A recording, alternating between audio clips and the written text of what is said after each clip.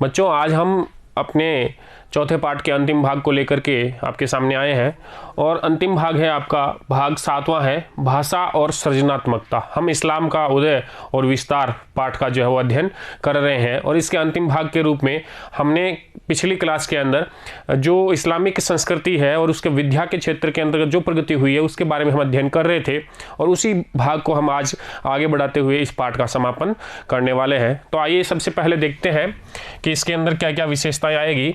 तो सबसे पहली हम बात करते हैं भाषा और सृजनात्मकता के बारे में कि उस समय यदि लेखन कार्य हो रहा है, शिक्षा का कार्य हो रहा है, तो उसकी भाषा किस प्रकार की रही है और जो सृजनात्मकता कल्पना का जो स्तर है वो कौन से तरीके का है और किस प्रकार के जो ग्रंथ है वो यहाँ पर इन लोगों के द्वारा लिखे जा रहे हैं। ठीक है, तो इस बारे में हम बात करने वाले हैं।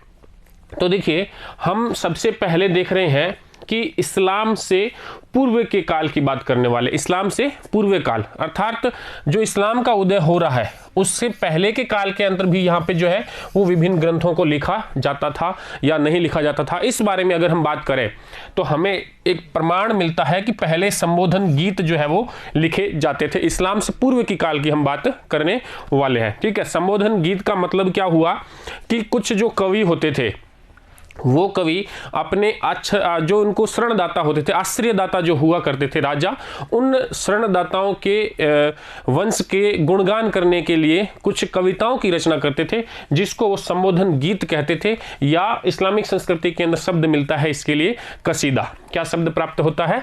कसीदा। ठीक है, तो अगर हम बात करें कि ये संबोधन गीत है क्या चीज, तो देखिए इसको हम समझते हैं कि कवि क्या करते थे, कवि अपने शरणदाताओं के गुणगान करते थे। क्या करते थे? अपने शरणदाताओं का क्या करते हैं? शरणदाताओं का गुणगान करते हैं। किसके माध्यम से करते हैं गुणगान? कविताओं के माध्यम से करते हैं। ठीक है, किसके माध्यम से? कविता के माध्यम से। इन्हें कहते हैं संबोधन गीत। क्या कहते हैं इनको? संबोधन गीत कहते हैं, या इन्हीं को क्या कहा जाता है? कसीदा कहा जाता है। ठीक है, तो ये प्राचीन काल के अंतर्गत तो ये थे ही थे, लेकिन जब धीरे धीरे इस्लाम का यहाँ पर उदय होता है तो फिर यहाँ पर इन्हीं गीतों को, इन्हीं कविताओं को जो फारसी कवि है, कौन से वाले कवि? फारसी जो कवि है, इन कवियों ने इन्हें इस कसीदा नामक कला को या संबोधन गीतों को पुनर्जीवित किया। ठीक है, और इन्होंने जो अरब का साहित्य था, अरब के जो साहित्यकार या दार्शनिक थे, उन्हें इस माध्यम से क्या प्रस्तुत की है? चुनौती प्रस्तुत की है, और जिसमें प्रमुख नाम आता है अबू नुवास का। कौन से का? अबू निवास। ये क्या है? एक फारसी कवि है। ये भी क्या है? फारसी कवि है। और इन्होंने भी अपने शासकों के लिए जो गुणगान किया है उसके अंतर्गत इन्होंने इनका जो नायक है, इन कविताओं का जो नायक होता है उसको हमेशा जो है वो पुरुष ही माना। क्या माना है? हमेशा पुरुष ही माना है, चाहे वह क्या हो, चाहे वह स्त्री ही हो, चाहे वह स्त्री हो, तो भी इन्होंने अपने नायक को क्या माना है? एक पुरुष मान करके जो है वो कविताओं की रचना की अबू नुवास के द्वारा। और ये जो परंपरा है नायक को जो है पुरुष मानना, चाहे वो कुछ भी हो, ठीक है ना, लिंग के अंतर्गत, तो पुरुष मानने की जो परंपरा है ये यहाँ से अबू नुवास के बाद में जो है वो इस्लामिक संस्कृति की एक प्रमुख विशेषता बन जाती है। ठीक है, अब देखते हैं हम अगली भाग देखें कि नई भाषा यहाँ पर एक प्रचलन में आई है। उससे पहले हमें यहाँ पर एक और चीज़ देखनी होती है, क्योंकि अब जब हम इनका पूरा जो सृजनात्मकता का इतिहास प्रारंभ करने वाले हैं, अर्थात सृजनात्मक कल्पना उनकी किस प्रकार की रही होगी उस बारे में जानना है, तो उससे पहले हमें एक व्यक्ति आता है, उस व्यक्ति के द्वारा जो कार्य किए गए हैं उन्हें याद रखना है। देखिए, व्यक्ति का नाम मिलता है इब्न सीना। क्या नाम मिलता है हमें? इब्न सीना। तो इन्हें हमें याद रखना जरूरी है। जब हम इस्लामिक कल्पनाशीलता अर्थात सृजनात्मकता की बात करते हैं, अर्थात विभिन्न ग्रंथों की जब हम बात करने वाले होंगे, तो इब्न सीना का नाम यहाँ पे जरूर आएगा। देखिए, ये जो इब्न सीना है, पैसे से बात करें तो ये चिकित्सक थे। क्या थे? चिकित्सक, या फिर इनको दार्शनिक भी हम कह सकते हैं, क्योंकि ये ग्रंथ भी लिख रहे हैं, चिकित्सक भी है और क्या है, ये दार्शनिक भी है। ठीक बात है। इन्होंने क्या कहा? ये इब्न सीना है, ये चिकित्सक थे और इनका एक विश्वास था। इन्होंने, इस्लाम के अंदर लिखित होता है कि हमारी जब मृत्यु हो जाती है तो मृत्यु के बाद में एक कयामत का दिन आता है, जजमेंट डे आता है। क्या है? उसमें जो अल्लाह है वो हमारे पाप और पुण्यों का क्या करेंगे, निर्णय करेंगे। अर्थात क़यामत के दिन हम सभी पुनर्जीवित होंगे और उसके बाद में जो है वो अल्लाह हमारे लिए डिसीजन करेंगे। लेकिन इन्होंने कहा कि भाई मृत्यु के बाद, इन्होंने क्या कहा कि जो क़यामत का दिन आएगा उस क़यामत के दिन के लिए तो आपको जीवित होना पड़ेगा। क़यामत के दिन तो क्या होना पड़ेगा, जीवित होना पड़ेगा। लेकिन इन्होंने कहा कि मृत्यु हो जाने के बाद, मृत्यु के बाद में वापस से कोई है ना जीवित तो हो नहीं सकता, वापस से कोई जीवित नहीं हो सकता। ये बात इन्होंने कही। इसका जो उस समय के धर्म अधिकारी थे उन्होंने भी इस बात का क्या किया है, बड़ा ही विरोध किया, क्योंकि ये धर्म के विरुद्ध में एक बात कही जा रही है। अर्थात एक स्वतंत्र रूप से सोचने की जो शक्ति है वो यहाँ से प्रारंभ हो रही है। और इब्न सीना ने एक पुस्तक लिखी, पुस्तक का नाम मिलता है चिकित्सा के सिद्धांत। क्या नाम मिलता है, चिकित्सा के सिद्धांत। ये इनकी एक पुस्तक है। इस पुस्तक का अगर हम और वर्णन प्राप्त करें कि भाई इस पुस्तक के अंतर्गत ऐसा क्या है जो हमें याद रखना है यहाँ पे, तो देखिए ये जो पुस्तक है इसमें कई सारी बातें जो है वो हमें लिखी हुई मिलती है। पहली बात तो अगर देखें तो इसमें 10 लाख शब्दों की पांडुलिपि है। ये क्या है, 10 लाख शब्दों की पांडुलिपि।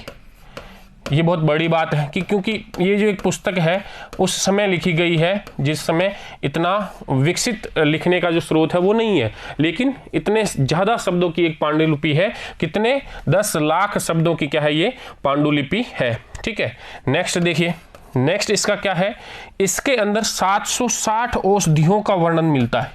कितनी औषधियों का वर्णन है, 760 औषधियों का वर्णन है। 760 औषधियों का वर्णन हमें यहाँ से मिलता है। इसका मतलब ये एक बहुत इंपॉर्टेंट पुस्तक बन जाती है हमारे लिए यहाँ पर आकर के।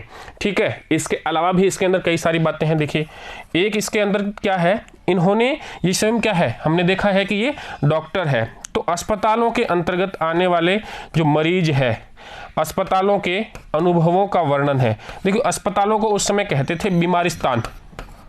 क्या कहते थे, बीमारिस्तान। ठीक है, ये शब्द भी याद रख लेना, कई बार यही लिख लिया जाता है बीमारिस्तान की क्या विशेषताएं हैं।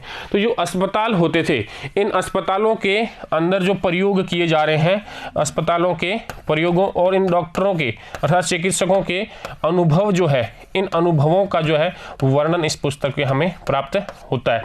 तो अस्पतालों के प्रयोगों व अनुभवों का क्या मिलता है, हमें इस पुस्तक के अंदर वर्णन मिलता है। इसके बाद में भी बात करें और क्या है इसके अंदर, तो इस पुस्तक के अंदर कुछ संक्रामक बीमारियों के बारे में वर्णन है। किसके बारे में वर्णन मिलता है, संक्रामक रोगों का जो है, कुछ रोग हैं ऐसे जो एक दूसरे से फैल रहे हैं, तो संक्रामक रोगों का क्या मिल रहा है, यहाँ पे वर्णन मिल रहा है। ठीक बात है। इसके अलावा भी इसके अंदर कई सारी बातें, जैसे आहार विज्ञान का महत्व इस पुस्तक के अंतर्गत समझाया गया है। किसका महत्व समझाया गया है, आहार विज्ञान का महत्व। ठीक है, आहार विज्ञान का महत्व वो भी इस पुस्तक से हमें समझाया गया है। ठीक है, इसके अलावा हमारे ऊपर जलवायु का, किसकी, जलवायु का, क्लाइमेट का क्या प्रभाव पड़ता है अपने स्वास्थ्य के ऊपर। ठीक है, इस बात का भी इसमें, जलवायु का स्वास्थ्य पर प्रभाव क्या होगा, इस बात का भी वर्णन जो है वो हमें इस पुस्तक से प्राप्त होता है। तो ये एक बहुत ही इंपॉर्टेंट पुस्तक है। जब हम इस्लामिक सांस्कृतिक दार्शनिक विचारों को पढ़ने जा रहे हैं तो हमें इसका वर्णन पता होना बहुत ही आवश्यक है। देखिए हमने बात करी है इब्न सीना की, ये एक चिकित्सक है पेशे से और दार्शनिक व्यक्ति है। ठीक है, इनके द्वारा कहा गया कि कयामत के दिन जो है मरे हुए लोग वापस जीवित नहीं हुआ करते हैं। उनकी इस बात का काफ़ी धर्माधिकारियों ने विरोध भी किया। इन्होंने एक पुस्तक लिखी है चिकित्सा के सिद्धांत, इसमें 10 लाख शब्द है। ठीक है, और 760 औषधियों का जो है वो इसमें वर्णन हमें मिलता है। इसके अलावा इन्होंने बात करी कि जो अस्पतालों के अंदर जो रोगी है उनके ऊपर प्रयोग किए, उनका जो अनुभव है उसका वर्णन हमें इस पुस्तक में मिलता है। आहार विज्ञान का जो महत्व है वो हमें यहाँ पे बताया गया। आहार विज्ञान मतलब कौन सी चीज़ खाने से जो है कौन सी बीमारी होती है, या किसी बीमारी को ठीक करने के लिए हमें कौन सी चीज़ खानी चाहिए, वो सारा जो विज्ञान है वो आहार विज्ञान है ना। तो उसका जो महत्व है वो भी हमें यहाँ से प्राप्त होता है। जलवायु का क्या प्रभाव पड़ता है अपने स्वास्थ्य के ऊपर, ये चीज़ बताई गई है उस समय से। और कुछ संक्रामक बीमारियां जो है उनकी भी जानकारी वो हमें इस पुस्तक से मिल जाती है। ठीक है, तो अब हम बात कर रहे थे कि नई भाषा के बारे में, है ना। तो अगर हम बात करें कि उस समय भाषा चलती कौन सी थी जो हम नई भाषा लेकर के आए। तो देखिए जो पुरानी जो भाषा चल रही है ईरान के अंतर्गत, वो भाषा कौन सी है? पहलवी भाषा है। देखिए ईरान में प्रचलित भाषा, ठीक है, या फारस के अंदर कह दीजिए, ईरान में प्रचलित भाषा जो पुरानी थी वो कौन सी थी? तो बोले वो तो थी, ये थी आपकी पहलवी भाषा। कौन सी भाषा होगी? पहलवी भाषा यहाँ पर प्रचलित थी, ठीक है, पहलवी भाषा का प्रयोग यहाँ पे किया जाता था। लेकिन अब जो है इस पहलवी के अंदर कुछ परिष्कार आया और यहाँ से एक नई भाषा आती है जिसको हम नाम ये देते हैं कि नई फारसी भाषा। कौन सी भाषा का नाम दे रहे हैं हम इसको? नई फारसी भाषा नाम दे रहे हैं, ठीक है। इस नई फारसी भाषा के अंदर इसको नई क्यों कहते हैं? पहलवी से जुड़ी हुई ही है, इससे ही परिष्कृत हुई है, लेकिन इसको नई फारसी भाषा हम इसलिए कहते हैं कि इसमें अरबी शब्द जो है वो अत्यधिक है। इसमें क्या है? अरबी शब्द जो है वो अधिक पाए जाते हैं, इसलिए हमने इसको नाम क्या दे दिया है? नई फारसी भाषा नाम दिया है, ठीक है। और अब नई जो फारसी भाषा है इसके अंतर्गत क्या लिखी गई है? कविताएं लिखी गई। इस नई फारसी भाषा के अंदर कविताओं का जो है वो लेखन हुआ और इस नई कविताओं का जनक कहा जाता है रुदकी को। किसको कहते हैं? ये रुदकी है, ये ऐसा है, ठीक है। तो जनक किसको बोलते हैं? रुदकी को, ठीक है, ये याद रख लेना।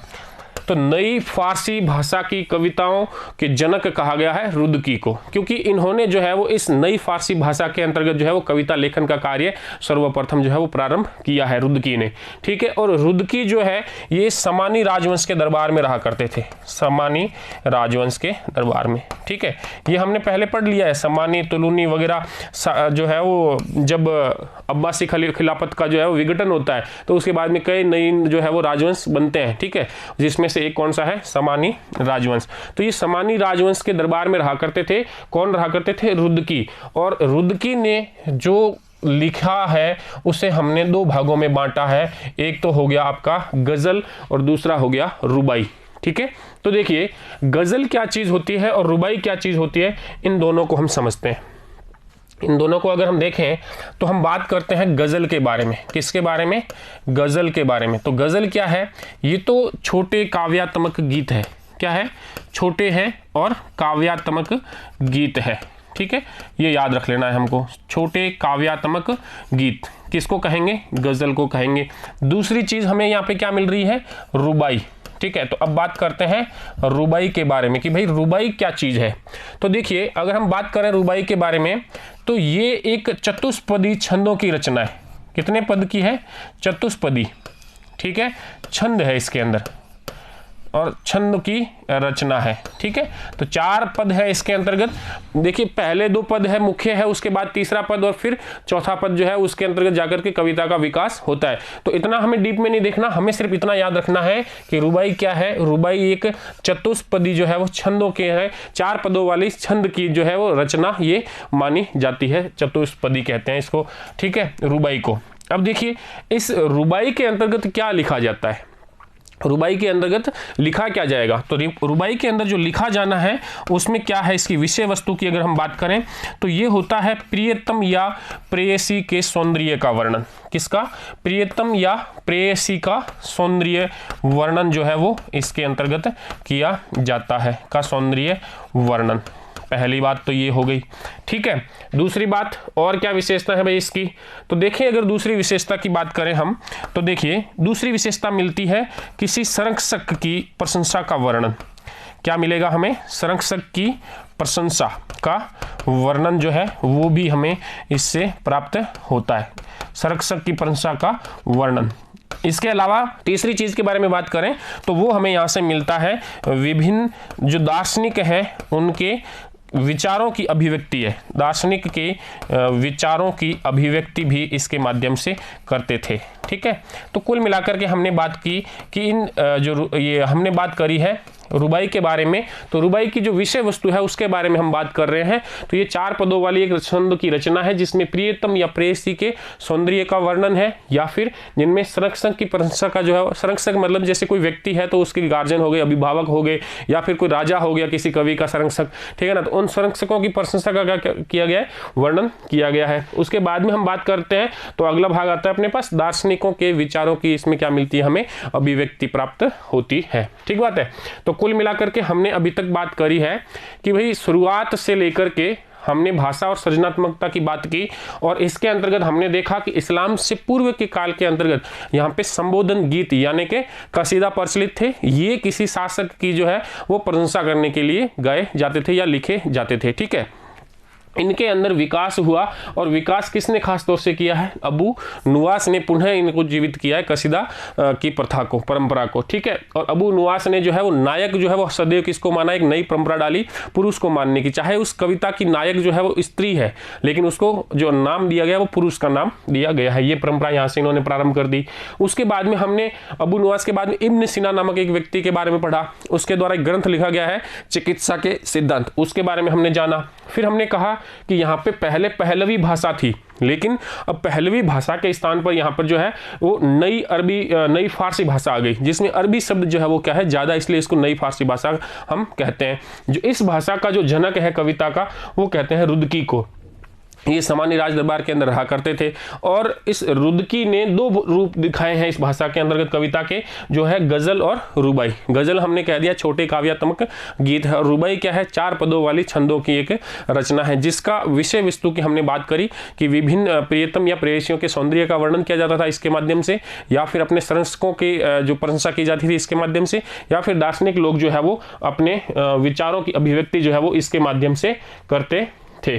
ठीक है, अब हम जब आगे बढ़ते हैं कि भाई ये जो सारा कार्य यहाँ पर किया जा रहा है, तो अब धीरे धीरे ये कार्य एक निश्चित रूप ग्रहण करेगा, अर्थात ये कार्य जो है अब दरबारों के अंतर्गत भी किया जाने लगेगा, अर्थात अब यहाँ से एक दरबारी लेखन का जो है वो कार्य प्रारंभ होता है। तो देखिए दरबारी लेखन को समझते हैं हम कि दरबारी लेखन जो है वो क्या रहा है। ठीक है, तो देखिए दरबारी लेखन यानी कि दरबार के द्वारा, किसके द्वारा, दरबार के द्वारा विभिन्न कवियों और दार्शनिकों को संरक्षण दिया जाना, और दरबार के बारे में या उनकी विषय वस्तु को उन संरक्षक, उन कवियों और जो दार्शनिक है जो उनके द्वारा लिखा जाना, ये क्या होगा, दरबारी लेखन होगा। देखिए दरबारी लेखन की बात करें तो हम पहुंच जाते हैं 11वीं शताब्दी के अंतर्गत। कब बात कर रहे हैं हम, 11वीं शताब्दी की बात करने वाले हैं। अब 11वीं शताब्दी में क्या हुआ है, देखिए 11वीं शताब्दी में राजवंश जो है वो एक केंद्रीकृत राजवंश आ रहा है, और हमने पढ़ रखा है इसको, कौन सा राजवंश आता है, गजनी का राजवंश। कौन सा आ गया भाई, गजनी। ठीक है, ये हमने पढ़ा हुआ है। और 11वीं शताब्दी के अंतर्गत एक बात हम करें कि जब गजनी का यहाँ पर प्रभाव स्थापित हो रहा है, तो गजनी जो है इस इस्लामिक संस्कृति का, इस्लामिक संस्कृति के अंतर्गत एक साहित्यिक केंद्र बन जाता है। इस्लामिक संस्कृति में, संस्कृति के अंतर्गत क्या बन जाता है, ये साहित्य का केंद्र। ठीक है, कौन सा हो जाएगा, ये हो जाएगा आपका गजनी, साहित्य का केंद्र बन जाता है गजनी, मतलब यहाँ पर सर्वाधिक विकास होता है साहित्य का। ठीक है, देखिए क्यों हो रहा है, इसके 2 कारण हमें मिलते हैं कि भाई गजनी के अंदर जो है वो ये साहित्यिक इतनी वृद्धि क्यों हो रही है। उसके 2 कारण। पहला कारण क्या है, पहला कारण बात करें तो जो गजनी का राज दरबार है उसकी जो चमक दमक है, इस चमक दमक से कवि और दार्शनिक भी क्या हो रहे हैं, आकर्षित हो रहे हैं, अर्थात अब दरबारों का संरक्षण जो है वो प्राप्त करना चाहते हैं। पहली बात तो इसका मतलब लिखने वाले जो है वो खुद आकर्षित हो रहे हैं दरबार की तरफ। दूसरी चीज क्या होती है, दूसरी चीज ये है कि जो शासक वर्ग है वो शासक वर्ग भी चाहता है कि जो उनकी जो उपलब्धियां हैं उन उपलब्धियों का लेखन किया जाए, उनके प्रशंसा के अंतर्गत क्या लिखे जाए, ग्रंथ लिखे जाएं, जिससे उनके वंश की कीर्ति जो है वो आगे बढ़े और चारों तरफ में क्या हो, उसका प्रसार हो। ठीक है, तो इसका मतलब लिखने वाले तैयार है और लिखवाने वाले भी तैयार है। तो अब क्या बनना है, गजनी का जो है वो एक इस्लामिक संस्कृति के साहित्य का केंद्र बनना है, जो यहाँ से सक्षम हो जाता है। तो देखिए पहला बिंदु हमने लिया कि क्या है, जो दरबारों का चमक दमक है, दरबारी चमक दमक, ठीक है। इस चमक दमक की ओर आकर्षित कौन हो रहा है? इस चमक दमक की ओर क्या होंगे? आकर्षित होंगे। कौन लोग होंगे? ये दार्शनिक और कवि वगैरह सारी चीजें, ठीक है। तो दार्शनिक जो लोग हैं वो इसकी तरफ क्या हो रहे हैं? आकर्षित हो रहे हैं दरबारों की ओर। दूसरा कारण हमने देखा कि जो शासक वर्ग है, शासक वर्ग क्या चाहता है? शासक वर्ग की इच्छा है कि उसके वंश की कीर्ति का प्रसार हो। क्या हो? वंश की कीर्ति का प्रसार करना चाहते हैं ये। इसके अलावा दूसरी बात क्या चाहते हैं ये अपनी जो उपलब्धियां हैं, अपनी उपलब्धियों का गुणगान करवाना चाहते हैं। इनकी जो उपलब्धियां हैं उसका क्या हो? गुणगान हो। तो अपनी उपलब्धियों का गुणगान करना है तो इन्हें राज दरबार के अंदर कवियों का और लेखकों का और दार्शनिकों को क्या करना पड़ेगा? संरक्षण देना पड़ेगा। ठीक बात है। तो अब जो है ये इस प्रकार से दरबारी लेखन प्रारंभ हो रहा है, जिसमें हम एक बात करते हैं व्यक्ति की, फिरदौसी। व्यक्ति कौन है? फिरदौसी। और फिरदौसी ने एक पुस्तक लिखी है, शाहनामा। फिरदौसी की पुस्तक कौन सी है? देखिए, अगर हम इस दरबारी लेखन की ही बात करें तो फिरदौसी है, और फिरदौसी ने पुस्तक लिखी है शाहनामा। कौन सी पुस्तक लिखी है? शाहनामा। देखिए, इस पुस्तक को लिखने के अंतर्गत फिरदौसी ने इस पुस्तक को 30 वर्ष तक कार्य किया है। कितने कार्य किया है? 30 वर्ष में इसको पूर्ण किया है। कितने वर्षों में? 30 वर्षों तक एक ही पुस्तक लिखने का कार्य यहाँ पे फिरदौसी के द्वारा शाहनामा के अंतर्गत जो है वो किया गया है। बात कर लें शाहनामा का अर्थ क्या होता है, तो शाह का मतलब होता है राजा और नामा का मतलब होता है उनका जीवन चरित्र। तो इसका मतलब हुआ इसमें राजाओं का क्या है? जीवन चरित्र लिखा गया है। ठीक है, राजाओं का जीवन चरित्र लिखा गया है शाहनामा के अंतर्गत। ठीक है, अब दूसरी बात करते हैं, इस शाहनामा के अंदर जो है वो 50,000 पद लिखे गए हैं। कितने पद लिखे गए हैं? 50,000 पद जो है वो लिखे गए हैं। कौन सी पुस्तक के अंदर? इस शाहनामा के अंतर्गत। इसके अलावा बात करें कि ये जो फिरदौसी है, इस शाहनामा में इसकी विषय वस्तु क्या है, क्या चीजें इसके अंदर लिखी है फिरदौसी ने, तो यहाँ पे ईरान का चरित्र चित्रण हुआ है। किसका है?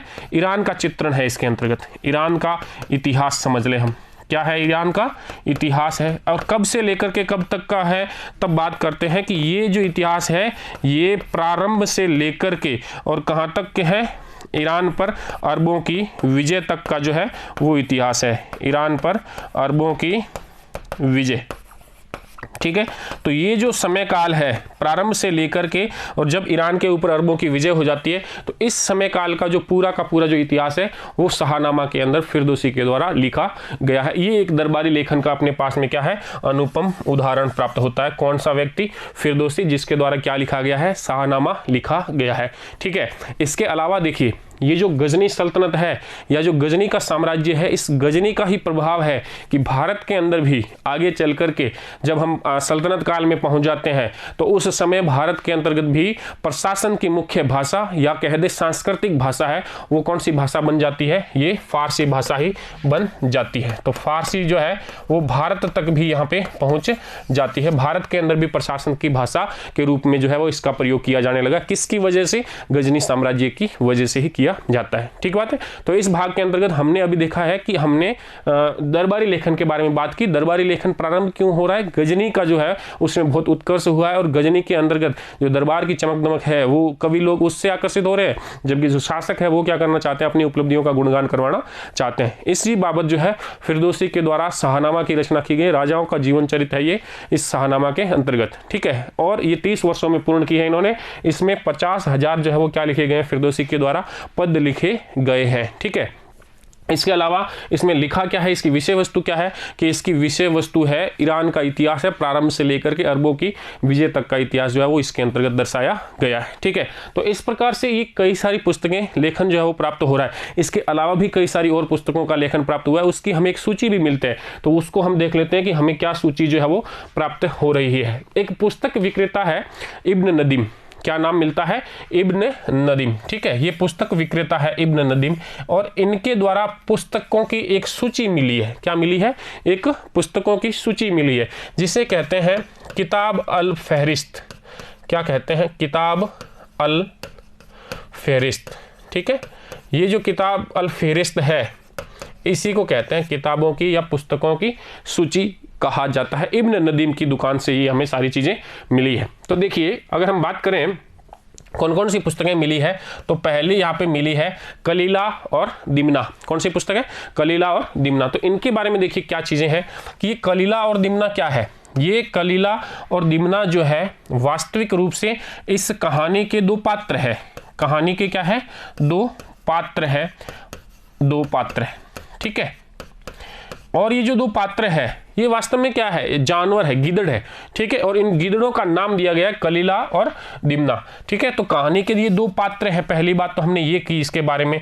दूसरी बात देखिए कि ये जो कलीला और दिमना है वास्तव में ये कहानी है पंचतंत्र की। कहाँ की कहानी है? पंचतंत्र की। तो देखिए इसका मतलब ये हुआ कि पंचतंत्र जो है उसका भी अनुवाद हुआ है इस भाषा के अंतर्गत। ये पंचतंत्र का क्या, हमने जो पंचतंत्र, हमारी जो संस्कृत में लिखी हुई पंचतंत्र थी उसी का क्या इन्होंने अनुवाद किया? नहीं, इस पंचतंत्र का हमने एक भाषा के रूप में पहले देखा था, पहलवी भाषा। कौन सी भाषा है यहाँ पे? पहलवी, है ना। ईरान के अंदर जो पहले भाषा चल रही है वो पहलवी थी। तो जो पहलवी संस्करण था, यानी कि पंचतंत्र का पहले पहलवी भाषा के अंदर अनुवाद हुआ था, तो इस पहलवी संस्करण का जो है अरबी अनुवाद है। इसका क्या है? अरबी अनुवाद है, वो है कलीला व दिमना, ठीक है। बहुत इंपॉर्टेंट चीज है, हमें याद रखनी है। ये पंचतंत्र है, कलीला व दिमना पंचतंत्र की कहानियां है। और पंचतंत्र का पहलवी भाषा के अंदर पहले अनुवाद हो चुका था और फिर पहलवी से अरबी भाषा के अंतर्गत जो है वो कलीला दिमना नाम से इस पुस्तक का जो है वो जो है अनुवाद किया गया है, ठीक है। तो ये हो गई आपकी कलीला और दिमना। सेकंड पुस्तक आपकी आती है सिकंदर व सिंदबाद की कहानियां। किसकी कहानियों की बात कर रहे हैं? सिकंदर और सिंदबाद की कहानियों की बात कर रहे हैं। तो देखिए सिकंदर और सिंदबाद की जो कहानियां हैं ये कहानियां उस समय सर्वाधिक लोकप्रिय विषय वस्तु की कहानियां हैं। अर्थात सबसे लोकप्रिय विषय वस्तु की अगर हम बात करें तो उसमें आ जाता है आपका वीरों की कहानियां, वीर रस की कहानियां। तो सबसे लोकप्रिय विषय वस्तु थी ये उस समय, ठीक है। ये किताबें सर्वाधिक जो है वो पढ़ी जाती थी। लोकप्रिय विषय वस्तु क्या रही थी? ये रही है वीर साहसियों की कहानी है। ये वीर साहसियों की कहानियां हैं इसके अंतर्गत, ठीक है। ये सिंदबाद की कहानी हो गई, सिकंदर की कहानी हो गई, ये सब वीर साहसियों की कहानियां हैं, ठीक है। ये इस समय का सबसे लोकप्रिय विषय वस्तु है। इससे सेकंड नंबर की हम बात करें कि दूसरी और भी जो है वो है दुखांत प्रेम के नाटक या प्रेम की कहानियां। दुखांत प्रेम, ठीक है। अर्थात दुखी जो नायक है, दुखी जो प्रेमी है, उसकी भी कहानियां है, वो भी यहाँ पे काफ़ी लोकप्रिय रही। और उसमें हम उदाहरण ले लें तो यहाँ पे हमें मिलती है कायस की कहानियां। किसकी कहानियां मिलती हैं? कायस की कहानियां, ठीक है। ये कायस की जो कहानियां हैं ये भी क्या है? दुखी प्रेमियों की कहानी है, ठीक है। इनको भी यहाँ पे काफ़ी लोकप्रियता हासिल थी और लोग जो है वो इनसे पढ़ करके अपना मनोरंजन किया करते थे। तो हमने दो के बारे में बात की, कलीला और दिमना पंचतंत्र का अरबी अनुवाद है, और सिकंदर और सिंदबाद की जो कहानियां ये इस समय का सबसे लोकपूर्ण और लोकप्रिय जो है विषय वस्तु है। इसके अंतर्गत क्या है? वीरों और साहसियों की कहानियां मिलती है। दुखांत प्रेम या दुखी प्रेमी की जो कहानियां हैं वो कायस की कहानियां, ये भी यहाँ पे काफी लोकप्रिय थी। नेक्स्ट आती है आपके सामने 1001 रातें, 1001 नाइट्स, ठीक है। देखिए इसको हम समझते हैं ये क्या चीज है। अगली किताब थी आपके 1001 रातें, ठीक है। यहाँ पे इसका इंग्लिश में भी आपसे पूछा जा सकता है नाम, यहाँ पे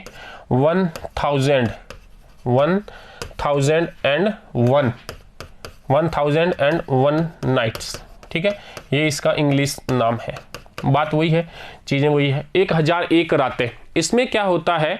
देखिए इसकी जो अगर विषय वस्तु की हम बात करें, इसकी विषय वस्तु, तो इसकी विषय वस्तु के रूप में हमें ये मिलता है कि एक पत्नी, ठीक है, एक पत्नी जो है वो अपने पति को क्या सुनाती है? कहानियाँ सुनाती है, ठीक है। पहली रात को एक कहानी सुनाई, फिर दूसरी रात को सुनाई, तीसरी रात को सुनाई। एक रात के बाद एक रात जो है वो प्रत्येक रात वो क्या करती है? अपने पति को कहानियां सुनाती है। शहरजाद इसकी पत्नी का नाम मिलता है यहाँ पे, शहरजाद, ठीक है। तो ये पत्नी जो है वो अपने पति को क्या करती है? कहानियां सुनाती है। लगातार 1001 जो रात तक है वो अपनी पति को क्या सुना रही है? कहानियां सुना रही है। वास्तविक अगर हम बात करें कि इन कहानियों से हमें शिक्षा क्या मिलती है, इसका वास्तविक उद्देश्य क्या है इन कहानियों के लेखन का, तो देखिए इसमें मनुष्यों की चर्चा की गई है। मनुष्यों के अलग अलग गुणों की चर्चा है। ठीक है, मनुष्यों के अलग अलग गुणों की चर्चा इसमें हमें मिलती है। ठीक है, जैसे कि कई प्रकार के व्यक्ति होते हैं, या तो जैसे कोई लोभी व्यक्ति हो गया, ठीक है, कोई धूर्त व्यक्ति हो गया, कोई भोले भाले व्यक्ति हैं, उनकी कहानियां हैं। ठीक है, तो कुल मिलाकर के यहाँ पे हमने देखा है कि ये जो पुस्तक है कौन सी वाली, जिसमें हम 1001 रातें जिसका नाम है, इस पुस्तक के अंदर एक पत्नी अपने पति को 1001 रातों तक लगातार कहानियां सुनाती है, और इन कहानियों का जो वास्तविक मोटो है, जो उद्देश्य है, वो ये है कि मनुष्य के विभिन्न गुणों के बारे में यहाँ पर चर्चा की जाती है। ठीक है, तो देखिए इसके बाद में हम बात करते हैं, तो अपने पास में किताब आती है किताब अल बुखाला। कौन सी किताब आती है? किताब अल बुखाला। ये किसके द्वारा लिखी गई है? ये जहीज के द्वारा लिखी गई है। तो देखिए किताब अल बुखाला। नेक्स्ट बात करते हैं हम किताब अल बुखाला के बारे में। किताब अल बुखाला, ठीक है, किताब अल बुखाला जो है ये किसके द्वारा लिखी गई है? ये लिखी गई है जहीज के द्वारा। ठीक है, जहीज। देखिए किताब अल बुखाला का पहले तो हम नाम समझ लेते हैं कि ये है क्या। तो देखिए ये कंजूस की कहानियां हैं। ये क्या है? कंजूसों की कहानियां हैं। इसमें कंजूसों की कहानियां। देखिए इन कंजूसों के विभिन्न जो किस्सों का जो है वो मनोरंजक रूप के अंतर्गत क्या किया गया, यहाँ पे वर्णन किया गया है इस पुस्तक के अंतर्गत। ठीक है, और इसके माध्यम से वो लालच का विश्लेषण करना चाहता है लेखक। किसका विश्लेषण करना चाहता है? लालच का विश्लेषण करना चाहता है। तो मतलब कि ये जो पुस्तक है इसके अंतर्गत प्रतीकात्मक रूप से वास्तविक मनोरंजन की दृष्टि से तो इन्होंने जो कहानियां लिखी है वो कंजूसों के विभिन्न घटनाक्रम, विभिन्न कहानियों के बारे में इसमें बताया गया है कि कंजूस जो है वो किस किस प्रकार से व्यवहार करते हैं। लेकिन वास्तविक जो उद्देश्य है वो यहाँ पर ये बताना है कि लालच का विश्लेषण किया जा रहा है इस पुस्तक के अंतर्गत। ठीक है, तो हमने बात करी है कि एक पुस्तक विक्रेता है इब्न नदीम, यहाँ से हमें किताब उल फहरिस्त मिलती है, अर्थात किताबों की सूची प्राप्त होती है जिसमें हम अलग अलग किताबों का अध्ययन करते हैं। जिसमें हमने देखा कलीला और दिमना, ये पंचतंत्र का पहलवी संस्करण जो था उसका क्या किया गया है, अरबी भाषा में अनुवाद किया गया। और कलीला और दिमना जो है वो इस कहानी के दो जो जानवर है उनका ही नाम है। नेक्स्ट हमने पुस्तक देखी सिकंदर और सिंदबाद की कहानियां। इसके अंदर वीर साहसियों की जो कहानी है, और ये उस समय का सबसे लोकप्रिय विषय वस्तु थी जिस पर कहानियां लिखी जाती थी, लोग इनको पढ़ा करते थे। ठीक है, इसके अलावा हमने देखा कि जो दुखी प्रेमी है उनकी कहानियां भी यहाँ पे काफी प्रचलित थी, जिसमें हमने पढ़ा कायस की कहानियां। उसके बाद में हम बात करते हैं 1001 नाइट्स के बारे में। तो इसके अंतर्गत एक पत्नी अपने पति को लगातार कहानियां सुनाती है। उसका जो वास्तविक उद्देश्य है कहानियों के लेखन का, और वो है क्या कि ये विभिन्न लोगों के गुणों के बारे में ये चर्चा करती है ये पुस्तक आपसे। ठीक है, उसके बाद में नेक्स्ट आती है आपकी किताब अल बुखाला। किताब अल बुखाला के अंतर्गत क्या लिखा गया है? ये जहीज के द्वारा लिखी गई है। इसमें विभिन्न कंजूसों की कहानियां, अर्थात यहाँ का जो मुख्य मोटो है इस पुस्तक का वो है व्यक्तियों के लालच के बारे में यहाँ पे जो है वो वर्णन हमें मिलता है। ठीक है, ये हमने दोनों पुस्तकें देख ली। इसके बाद में जो है अब हम आगे बढ़ते हैं कुछ, तो यहाँ से जैसे कि जो खिलाफत का पतन हो जाता है, हमने देखा कि खिलाफत का जो विघटन हुआ और खिलाफत के विघटन के बाद में सुल्तानों का शासन प्रारंभ हुआ। तो जब तक खिलाफत का शासन चल रहा था तब तक तो जो है ये बिंदु अपने सामने आया नहीं। कौन सा वाला बिंदु? इतिहास लेखन, अर्थात इस्लाम के अंदर इतिहास लेखन जो है वो उस समय प्रतिबंधित था। किसके समय? खिलाफत के अंतर्गत। ठीक है, लेकिन जब बाद में जब सुल्तानों का शासन आया तो उन्होंने अपना जो है वो इतिहास लेखन के अंतर्गत जो है वो रुचि प्राप्त की है। और उनके खिलाफत के विघटन के बाद में एक नया जो यहाँ पर कार्य प्रारंभ हो रहा है वो कार्य है कौन सा? इतिहास लेखन का कार्य। तो देखिए बात करते हैं इसके बारे में। तो सबसे पहली बात तो यही हो जाती है कि ये जो इतिहास लेखन का कार्य है ये प्रारंभ कब से किया जाएगा? तो ये खिलाफत के पतन के बाद में प्रारंभ होगा। कब प्रारंभ होगा? खिलाफत के पतन के बाद जो है वो कार्य कौन सा होगा? इतिहास लेखन का कार्य यहाँ पे प्रारंभ होता है। पहली बात तो हमने यही समझ ली। अब देखिए इतिहास लेखन की आवश्यकता क्या है। इतिहास लेखन की बात करें तो क्या ऐसे कारण रहे कि उन्होंने जो है वो इतिहास लेखन पर जोर दिया है। ठीक है, तो इतिहास लेखन की आवश्यकताओं के बारे में बात करते हैं। तो देखिए यहाँ पे हमें मूल रूप से दो आवश्यकताएं नजर आ रही है। पहली आवश्यकता की अगर हम बात करें तो वो तो ये हो जाती है कि जो सुल्तान है या जो शासक वर्ग है वो अपनी उपलब्धियों को लिपिबद्ध करवाना चाहता है, अर्थात अपनी उपलब्धियों को और अपने वंशों का जो वर्णन है उसको वो क्या रखना चाहता है, सुरक्षित रखना चाहता है। तो ये किसके माध्यम से संभव है, ये इतिहास के माध्यम से ही संभव है। इतिहास लेखन के द्वारा ही अपने पूर्वजों की कहानियों को, पूर्वजों की उपलब्धियों को लिखा जा सकता है। ठीक है, तो पहला कारण तो ये हो जाता है, इस वजह से ये इतिहास लेखन प्रारंभ करते हैं। अब बात करते हैं दूसरे कारण की कि भाई दूसरा ऐसा कौन सा कारण है। दूसरा कारण ये है कि जब हम बात करने जा रहे हैं 9वीं 10वीं शताब्दी के आसपास की, तो इस समय जो शासक वर्ग है उसे जरूरत पड़ती है पिछले समय की, अर्थात जैसे मान लीजिए वो रोमन साम्राज्य के राज दरबार के जो तत्व है वो उन्हें अपने दरबार में लागू करना चाहते हैं, लेकिन उनको क्या पता चलेगा कि प्राचीन टाइम के अंदर जो है वो किस प्रकार का राज दरबार है, या जो प्रशासन की तकनीक, जैसे मान लीजिए जो प्रशासन की तकनीक उनको पता करनी है कि पुराने समय के अंतर्गत जो है वो प्रशासन किस प्रकार से चलाया जाता था। तो या कोई बुढ़ा व्यक्ति जीवित है उससे सुना जा सकता है, इसके अलावा उनके पास और कोई जो है वो सोर्स उपलब्ध नहीं है। तो क्या करें, अगर इतिहास को लिखा जाए, इतिहास को लिखा जाए तो फिर जो प्रशासन की तकनीकें हैं वो यहाँ पर क्या है, सुरक्षित रहेगी। और प्रशासन की तकनीकों का जो उदाहरण है वो कहाँ से प्राप्त किया जा सकेगा, इतिहास लेखन से प्राप्त किया जा सकेगा। तो आवश्यकता के बारे में हमने बात करी 2 बिंदुओं की। पहला बिंदु तो हमने ये कहा कि जो शासक वर्ग है, शासक वर्ग जो है वो क्या करना चाहता है, अपने पूर्वजों की उपलब्धियों को देखना चाहता है। पूर्वजों की उपलब्धियां जो है, इन उपलब्धियों को सुरक्षित करना चाहता है, उपलब्धियों को सुरक्षित व संरक्षित करना चाहता है, सुरक्षित करना चाहता है। और क्या करना चाहता है, संरक्षित करना चाहता है।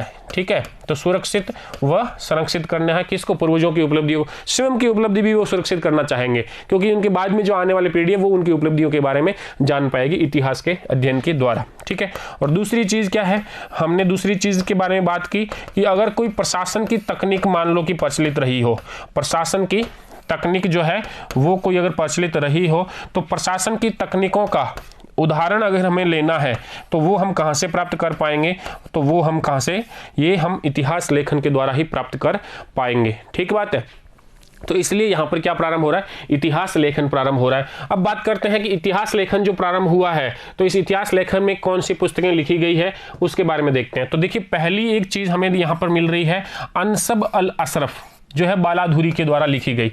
ठीक है, इतिहास लेखन की बात करें तो बालाधुरी के द्वारा अनसब अल अशरफ जो है ये लिखा गया। इसके अंतर्गत क्या है भाई, तो इसके अंतर्गत जो है वो सामंतों की वंशावलियां मिलती है हमें। क्या मिलती है, सामंतों की वंशावलियां। ठीक है, तो सामंतों की जो वंशावलियां है वो बालाधुरी के द्वारा लिखी गई थी, ये हमें प्राप्त होती है इतिहास लेखन के अंतर्गत। दूसरी बात करते हैं, तो दूसरी बात हमें ये है कि ताबरी के द्वारा एक लिखा गया है तारीख अल रसूल वल मुलुक, तारीख अल रसूल वल मुलुक। इसके अंतर्गत क्या है, देखिए, तारीख अल रसूल वल मुलुक के अंतर्गत लिखा गया है पैगंबर का अल रसूल, रसूल शब्द किसके लिए उपयुक्त हुआ है, प्रयोग में लिया गया है, पैगंबर के लिए लिया गया, हमने पहले ही बात कर ली है रसूल शब्द। तो जो पैगंबर है और वो मुलुक अर्थात जो शासक है, पैगंबर और शासक जो है इनका इसमें क्या मिलता है, शासकों का इतिहास जो है वो इस पुस्तक से हमें मिलता है। पैगंबर और शासकों का इतिहास या इनकी उपलब्धियों का वर्णन जो है वो किसने किया है, ताबरी ने किया। ये ताबरी लेखक का नाम है। ठीक है, इधर बालाधुरी जो है ये लेखक का नाम है। कुछ पुस्तकों के बारे में हमने चर्चा की है जिसके अंतर्गत क्या किया गया है, इतिहास लेखन का कार्य किया गया है। ठीक है, इतिहास लेखन की जो आवश्यकता है उसके बारे में भी हमने बात की, शासक वर्ग की भी आवश्यकता है और प्रशासन की कुछ तकनीकें जो है वो उनका उदाहरण भी इतिहास से हमें प्राप्त होता है। तो इस वजह से इन्होंने क्या किया है, इतिहास लेखन का कार्य यहाँ पे करवाया था। अब बात करते हैं भूगोल के लेखन की, अर्थात भूगोल के बारे में भी कुछ पुस्तकें लिखी गई, कुछ यात्रा वृत्तांत भी लिखे गए। तो देखिए, भूगोल लेखन के साथ साथ यहाँ पर एक और चीज की गई थी, वो क्या था, यात्रा वृत्तांत भी लिखे गए। क्या लिखे गए हैं, यात्रा वृत्तांत। ठीक है, और इन यात्रा वृत्तांतों को कहते हैं रिहला। क्या बोलते हैं, रिहला। ठीक है, ये शब्द याद रख लेना, रिहला क्या है, ये एक यात्रा वृत्तांत है। ठीक है, रिहला कहा जाता था। तो भूगोल लेखन और रिहला, इन दोनों का लेखन जो किया गया उसका आधार क्या रहा है, तो देखिए इस बात को हम समझते हैं कि उन्होंने भूगोल किस आधार पर लिखा। भूगोल लिखने के लिए तो मतलब ये हुआ कि विश्व के भागों के अंदर हमें घूमना पड़ेगा, तभी जाकर के तो हम वहाँ की जो है परिस्थितियों के बारे में लिख पाएंगे, वरना तो नहीं लिख पाएंगे। तो यहाँ पर क्या हुआ, देखिए ये एक व्यापार का स्थल था। ठीक है, हमने बात करी थी इसकी भूगोल के बारे में कि ये एक ऐसे चौराहे पर स्थित है जहाँ से जो है पश्चिम और पूर्व के देश जो है वो आपस में संयुक्त होकर के वहाँ पर मिलते हैं।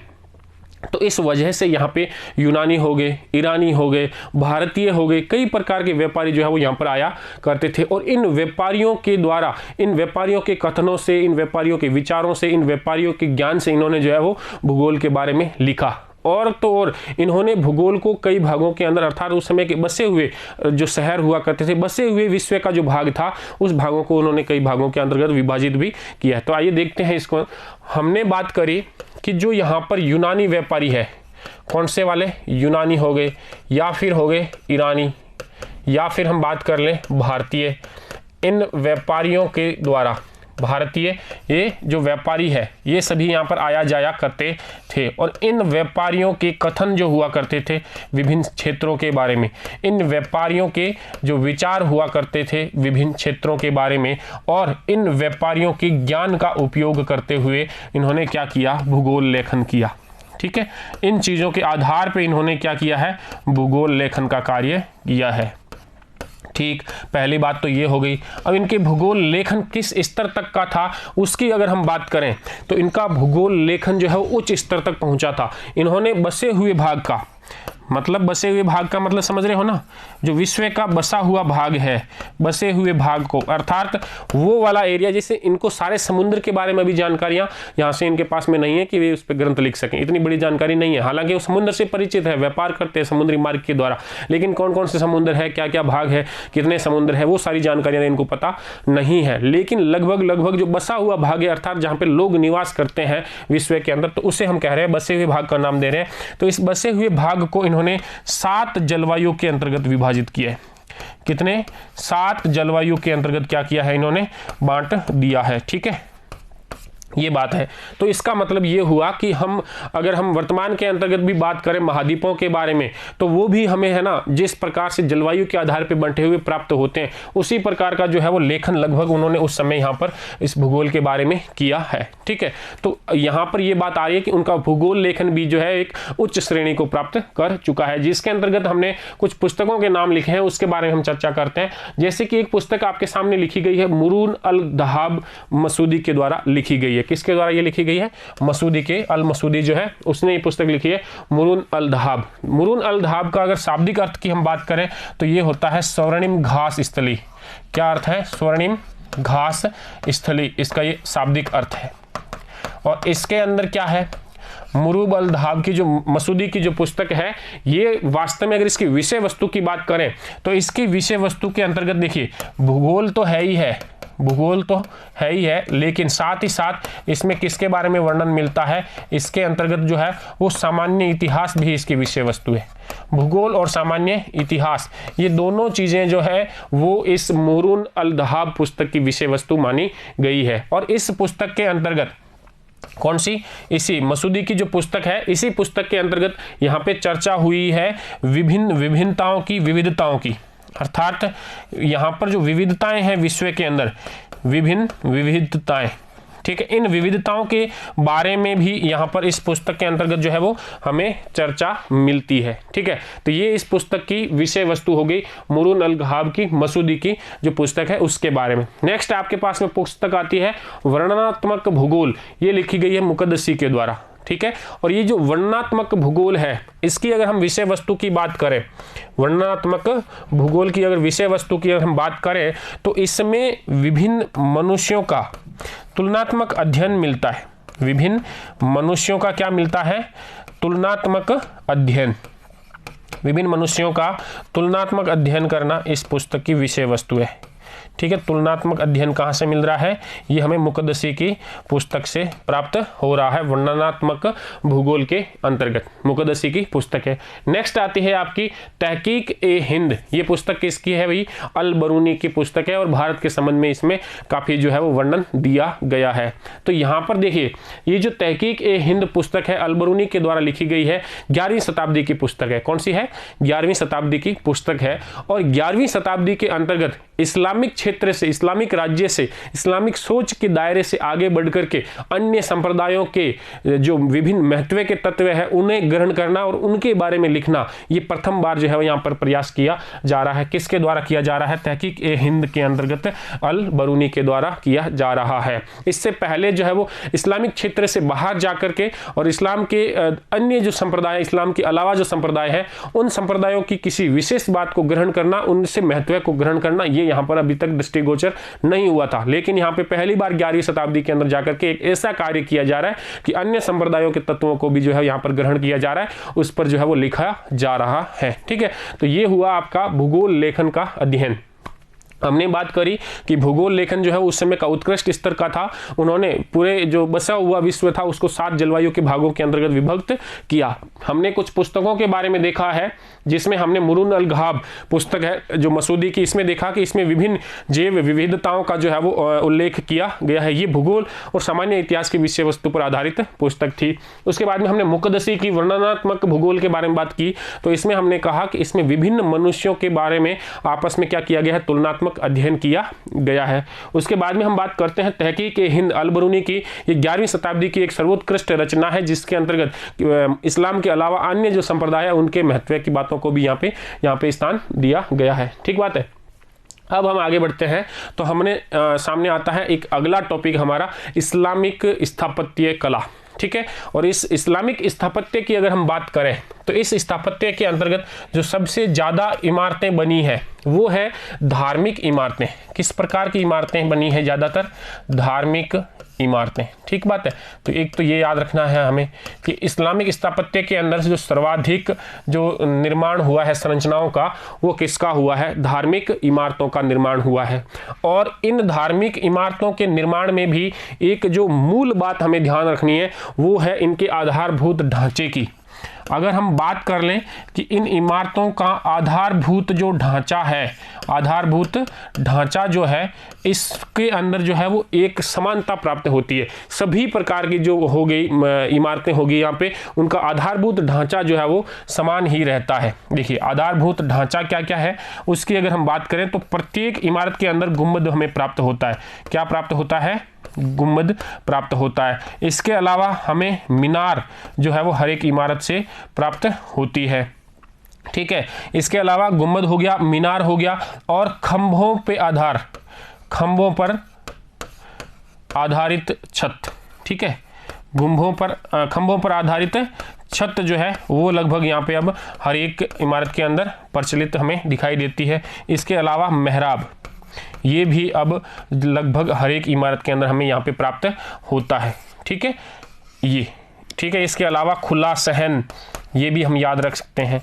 ये जो चीज़ें हैं ये अब लगभग कॉमन हो चुकी है, हर एक इमारत के अंतर्गत हमें प्राप्त होती है। और जो हम बात करें कि धार्मिक इमारतें, तो धार्मिक इमारतों में क्या क्या आ जाएगा? धार्मिक इमारतों की बात करें तो इसमें आ जाएगा आपका मस्जिद। क्या है? तो ज़्यादातर क्या निर्मित की गई है? मस्जिद निर्मित की गई है।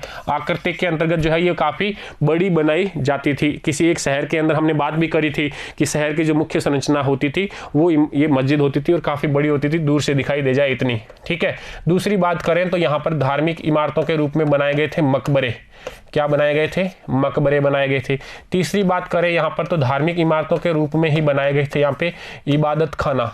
इबादत खाना जो है वो भी पूजा गृह कह देंगे जिसको हम, तो ये इबादत खाना भी क्या है? एक धार्मिक इमारत ही मानी जाएगी। ठीक है, तो कुल मिलाकर के हमने बात करी कि यहाँ पर जो इस्लामिक स्थापत्य है उसके अंतर्गत जो इमारतें बनती है वो क्या है? धार्मिक इमारतें हैं। कैसी है? धार्मिक इमारतें हैं, जिसमें क्या है? मस्जिद है, इबादत गाह है, और क्या है? उसके अंतर्गत मकबरे हैं। और इन सब की एक ही कॉमन जो है विशेषता वो क्या है? मेहराब है, गुंबद है और मीनार है। इसके अलावा क्या है? खुला सहन है।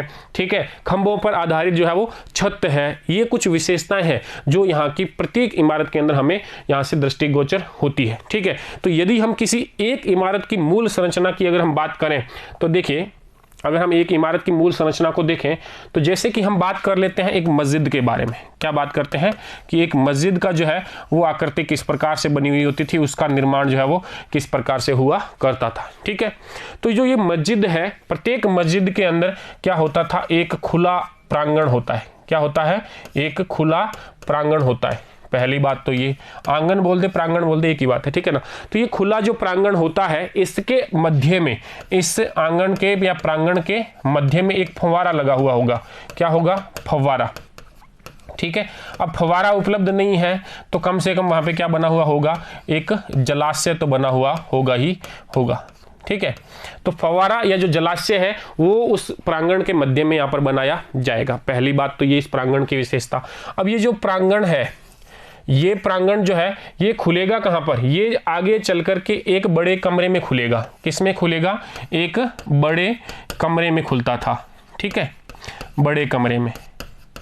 ये कौन? आंगन जो है उसकी बात कर रहे हैं, ठीक है। तो ये एक बड़े कमरे के अंतर्गत जाकर के खुल जाता था, ये बात कर ली हमने। तो ये बड़ा जो कमरा है ये भी जो इनकी क्या हो गई? एक प्रमुख जो है विशेषता हो गई इस स्थापत्य के क्षेत्र के अंतर्गत आकर के, ठीक है। अब हम बात करते हैं आगे कि ये जो बड़ा कमरा है, इस बड़े कमरे की भी 3 प्रमुख विशेषताएं हैं। कितनी प्रमुख विशेषताएं हैं? 3 जो है वो प्रमुख विशेषताएं थी, जो लगभग हर एक जगह भाई हमें ये विशेषताएं जो है वो प्राप्त हो जाएगी। देखिए पहली विशेषता क्या है? इन बड़े कमरों के अंतर्गत पहली तो बात है स्थान की। किसकी बात है? स्थान की। दूसरी बात आ जाती है मेहराब की। किसकी बात आ जाती है?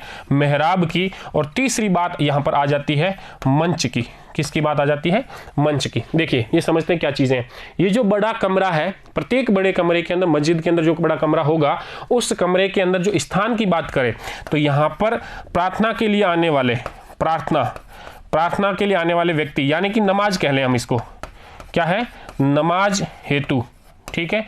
जो व्यक्ति आएंगे, नमाज हेतु आने वाले व्यक्ति प्लस इन व्यक्तियों का नेतृत्व करता, इन व्यक्तियों का नेतृत्व करता, जिसको हम कह देते हैं इमाम। क्या बोल देते हैं? इमाम, ठीक है। इनके इस कमरे के अंदर बैठने का पूर्ण जो है वो स्थान होता था, ठीक है। आराम से ये सभी यहाँ पर बैठ करके प्रार्थना कर सके और इमाम इस प्रार्थना का नेतृत्व कर सके, इतना जो स्थान है वो इन कमरों के अंतर्गत होता था। ये विशेषता है पहली कि यहाँ पे स्थान जो है वो पर्याप्त हुआ करता था। सेकंड है प्रत्येक कमरे की दीवार के अंदर, किसके अंतर्गत? दीवार के अंतर्गत। प्रत्येक कमरा जो है, ये बड़ा जो कमरा है जिसकी हम बात कर रहे हैं, ये बड़ा कमरा जिसमें हमने बात कर ली कि स्थान काफी सारा है, उस प्रत्येक कमरे की दीवार के अंतर्गत क्या होगा? दीवार के अंतर्गत बनाई हुई होगी मेहराब। क्या बनाई हुई होगी? मेहराब बनाई हुई होगी। ये मेहराब क्यों बनाई जाती थी? ये मक्का की दिशा को इंगित करती है। किसको इंगित करती है? मक्का की दिशा बताती है कि भाई इस कमरे से किधर मुंह करके बैठना होगा हमें प्रार्थना करने के लिए, क्योंकि जब मक्का की तरफ जो है वो मुंह करके ये जो प्रार्थना करने के लिए बैठा जाता है, तो जो मक्का किधर होगा तो वो उसकी जो स्थिति है, दिशा है, मक्का की दिशा जो है वो हमें कहाँ से पता चलती है कि इस ऐसे जो कमरे बने हुए उस कमरे के अंदर एक मेहराब जरूर ही बना हुआ होता था। ये वर्तमान के अंदर भी प्रचलित है। मंच और जो मेहराब की जो स्थिति है ये लगभग आज तक भी ये प्रचलित है। उसके बाद में चीज आती है मंच। मंच का भी यहाँ पर एक बना हुआ होता था, एक मंच जो है वो प्रत्येक कमरे में होता था। इसका अगर हम उपयोग की बात करें कि इस मंच का क्या उपयोग था, तो देखिए जो शुक्रवार की नमाज पढ़ी जाती है, दोपहर की नमाज, शुक्रवार की कौन सी वाली? दोपहर की नमाज जो पढ़ी जाएगी, उस नमाज के बाद में यहाँ पर जो है वो इमाम प्रवचन दिया करेंगे। क्या देते हैं? प्रवचन देते हैं। और ये जो प्रवचन है वो कहाँ से देते हैं? इस मंच के द्वारा जो है वो प्रवचन दिए जाते थे। तो ये मंच और मेहराब जो है ये लगभग वर्तमान में भी प्रचलित है। और स्थान की तो जरूरत है ही है, वरना तो फिर कमरों की भी क्या जरूरत जब अगर स्थान ही नहीं है उसके अंतर्गत, ठीक बात है। तो ये 3 विशेषताएं हैं एक बड़े कमरे की। और ये जो बड़ा कमरा है वो आंगन की तरफ में है, और आंगन जो है वो लगभग हर एक मस्जिद के अंदर हुआ करता था। और इस आंगन के मध्य में क्या हुआ करता था? एक फव्वारा लगा हुआ होता था, या फिर हम जिसे कह लें कि फव्वारा नहीं तो कम से कम जलाशय तो उसमें हुआ ही करता है, ठीक है। तो हमने जो बात करी है अभी तक एक मस्जिद के बारे में कि एक जनरली ये विशेषताएं यहाँ पर होनी चाहिए। तो ये जो विशेषताएं हैं सिर्फ मस्जिद के बारे में ही नहीं, ये उपरोक्त विशेषताएं जो है वहाँ की लगभग हर एक स्थापत्य में थी। उपरोक्त जो विशेषताएं हैं एक इमारत की, ठीक है, ये विशेषताएं सिर्फ और सिर्फ मस्जिद में है ऐसा नहीं है। ये विशेषताएं देखिए मकबरों में भी यही है, मकबरे जो है वो भी इसी आधार पे बने हुए हैं। इसके अलावा मस्जिद की बात हमने कर ही ली, जो सराय बनाई हुई होती थी उन सरायों के अंदर भी यही विशेषता होती थी। इसके अलावा अस्पताल जो बनाए जाते थे उनके अंदर भी यही विशेषताएं होती थी, ठीक है। तो कुल मिलाकर के महल की बात कर लें तो वो भी इसी प्रकार के स्थापत्य पर आधारित थे। मकबरे हो गए, सराय हो गया, अस्पताल हो गया, महल हो गया, ये सारे के सारे जो है वो क्या है, इसी प्रकार के स्थापत्य के ऊपर आधारित हुआ करते थे। बात कर लें महल की, तो इन्होंने रेगिस्तान में भी महल बनाए। कहाँ पे बनाए?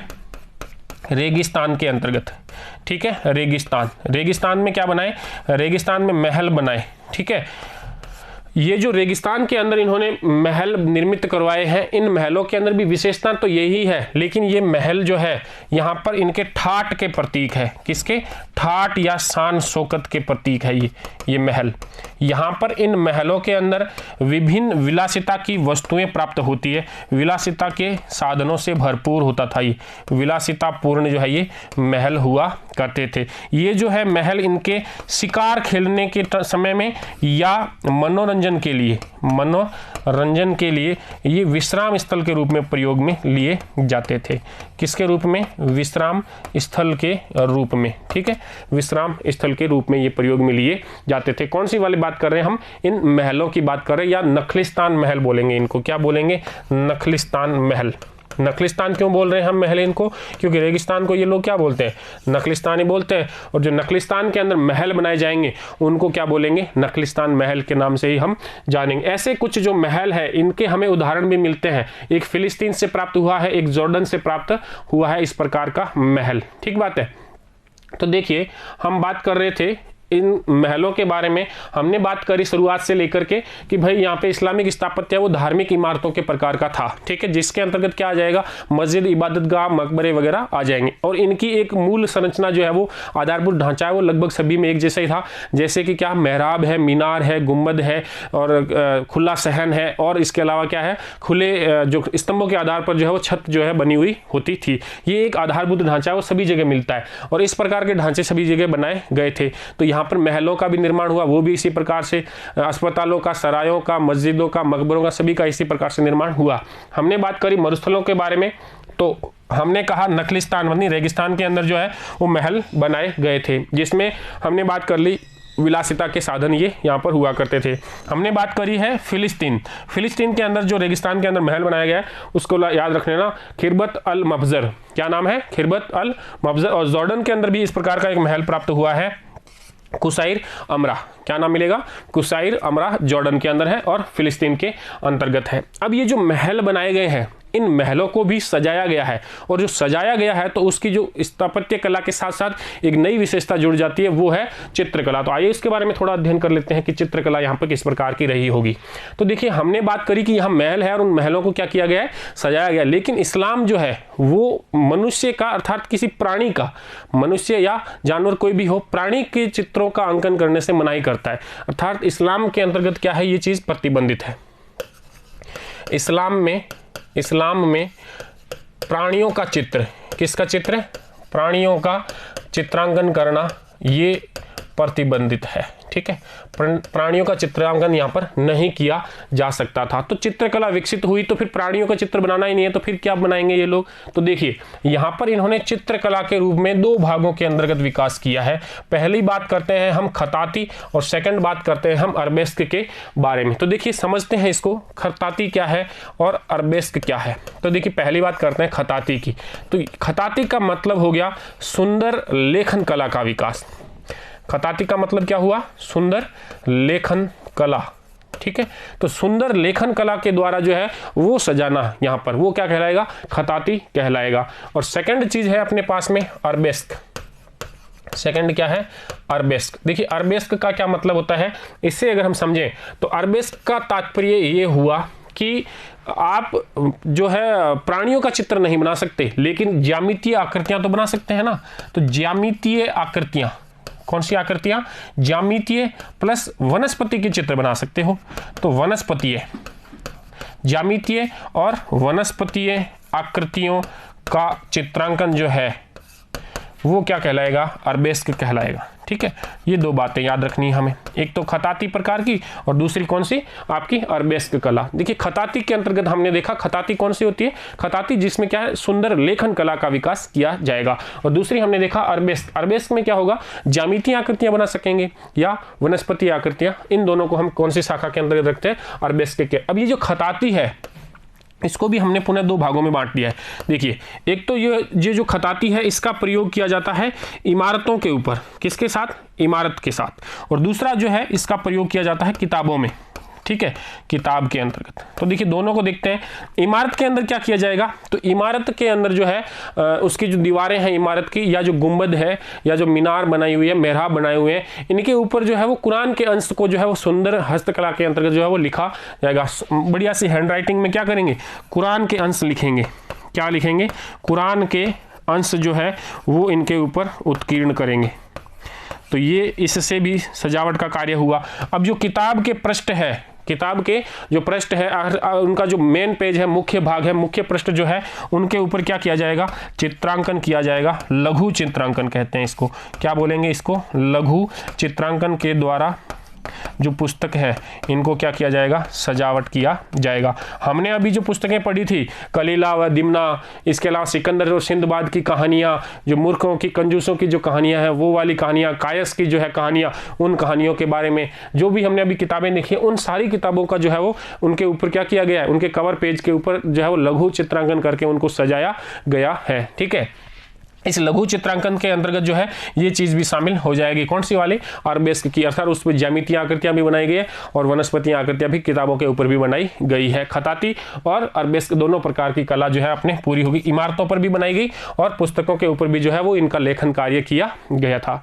ठीक है, अब हम अगले भाग की तरफ बढ़ते हैं तो हमें बात करनी होती है इसके उपसंहार के रूप में, अर्थात हमारा जो पाठ है वो अब पूर्ण हो गया है और अब तक हमने जो पढ़ा है उसको हम मुख्यतः 3 भागों के अंदर देखते हैं।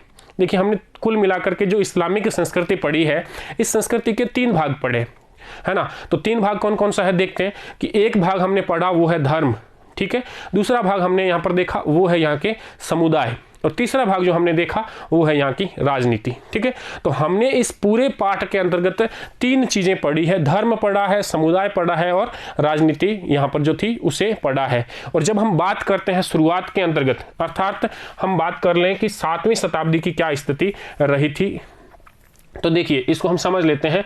जो हमने ये गोले बनाए हैं, हमने ना धर्म, समुदाय और राजनीति को एक एक गोला माना है। क्या माना है? एक एक गोला माना है। देखिए ये आपका हो गया पहला जो गोला है, ये क्या हो गया? आपका समुदाय हो गया। ठीक है, ये एक गोला हो गया। सेकंड चीज हमने देखी है, सेकंड क्या आ रही है हमारे पास में? सेकंड आ रही है धर्म। ठीक है, ये आपका धर्म का गोला हो गया।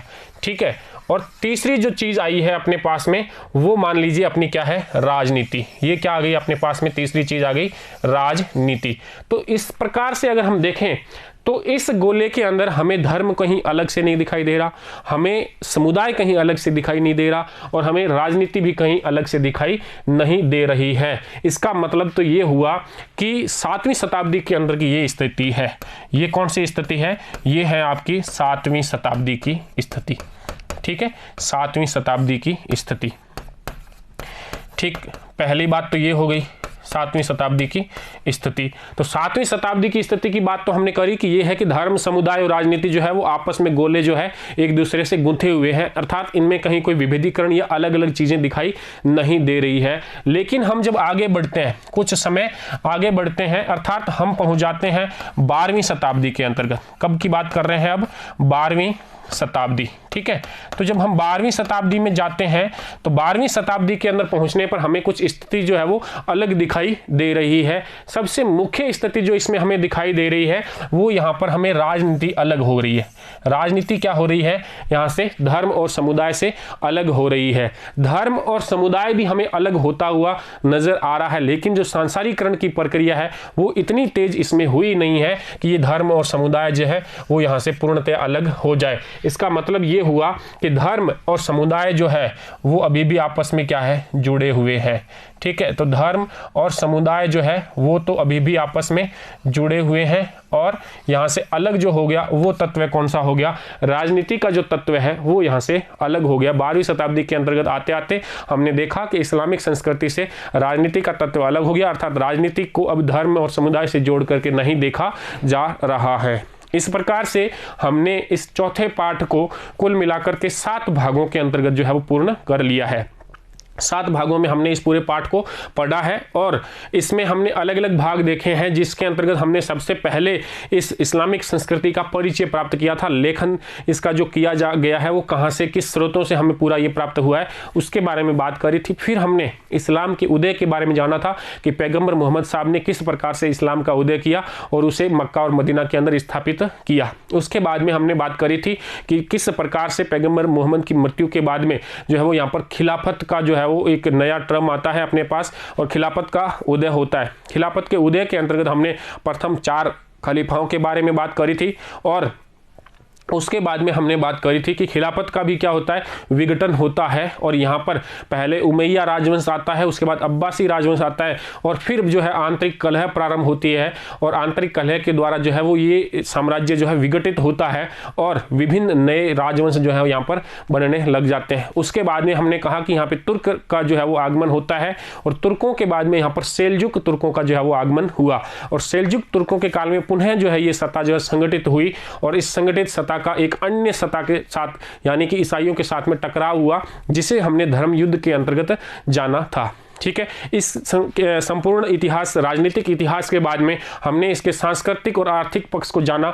आर्थिक पक्ष के अंदर भी हमने बात करी कृषि के बारे में, शहरीकरण के बारे में और वाणिज्य के विकास के बारे में। और उसके बाद में हमने इसके सांस्कृतिक पक्ष को पढ़ा है। सांस्कृतिक पक्ष के अंतर्गत हमने किस प्रकार से इन्होंने विद्या का प्रारंभ किया है, किस प्रकार से इन्होंने संस्कृतिकरण किया है, उसके बारे में जाना। और फिर आज की क्लास के अंतर्गत हमने इसके उपसंहार को भी देखा है। ठीक है, तो इस प्रकार से संपूर्ण तरीके से, पूर्ण एकदम विस्तृत तरीके से जो है वो आपके समक्ष इस पाठ का वर्णन पूरा कर दिया गया है और इस प्रकार से ये आपका पाठ जो है, चौथा पाठ, ये पूर्ण हो जाता है। अब अगले भाग के अंतर्गत हम इसी पाठ का एक और पाठ लेकर के आ रहे हैं, वो होगा आपका प्रश्नोत्तरों का कर्म। ठीक है, उसके अंतर्गत हमें जो है इस पाठ से कुछ मुख्य जो अभ्यास प्रश्न जो है आपके पुस्तक के अंदर वो तो दिए हुए हैं ही हैं, वो आपको करने ही है। इसके अलावा भी कुछ प्रश्न जो है वो मैं आपके समक्ष रखूंगा, जिससे आप अपनी इस तैयारी को और पुख्ता कर सकोगे कि भाई ये पाठ जो है वो हमें कितना समझ में आया है और कितना जो है वो हम इसके बारे में लिख सकते हैं। इसके बाद के अंदर जो है वो हम अगले पाठ को शुरू करने वाले होंगे, जिसमें यायावर साम्राज्य जो है वो किस प्रकार से गठित हुआ है